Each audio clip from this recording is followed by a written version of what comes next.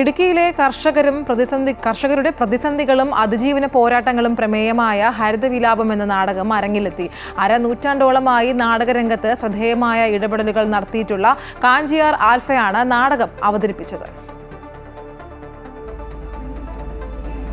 1980കളിൽ മലയാള നാടകലോകത്ത് നിരവധി അടയാളപ്പെടുത്തലുകൾ നടത്തിയ നാടകസമിതിയാണ് ഇടുക്കിയിലെ കാഞ്ചിയാർ ആൽഫ.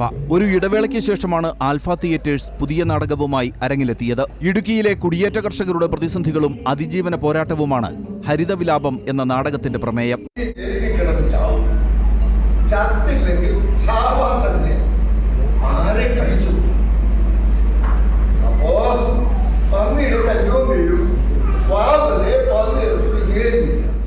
ഒരുപാട് പ്രതീക്ഷകളുമായി ഇടുക്കിയിലെ മലനിരകളിലേക്ക് കുടിയേറിയ ഒരു ജനത. പ്രതിസന്ധികളോട് പടവെട്ടി അവർ ജീവിതം കരുപിടിപ്പിച്ചു. എന്നാൽ ഇപ്പോഴും നിയമത്തിന്റെ നൂലാമാലകളിൽ അവരുടെ ജീവിതം കുരുങ്ങിക്കിടക്കുന്നു. മലയോര ജനത അനുഭവിച്ചതും ഇപ്പോഴും നേരിടുന്നതുമായ പ്രശ്നങ്ങൾ സമൂഹത്തിന് മുമ്പിൽ അവതരിപ്പിക്കുകയാണ് ആൽഫയിലെ നാടക പ്രവർത്തകർ. 80കളിൽ നിറഞ്ഞു നിന്ന സമിതിയാണ് കാഞ്ചിയാർ ആൽഫ തിയേറ്റേഴ്സ്.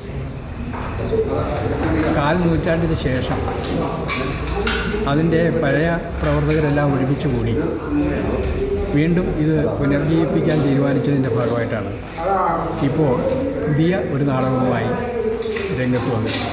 കാഞ്ചിയാർ രാജൻ എഴുതിയ നാടകം സംവിധാനം ചെയ്തിരിക്കുന്നത് ഗൗതം സുരേഷ് മാധവാണ്. കുടിയേറ്റ ജീവിതത്തിന്റെ സങ്കീർണമായ ജീവിത സാക്ഷ്യങ്ങളാണ് ആൽഫയുടെ ഹരിതവിലാപം എന്ന നാടകം.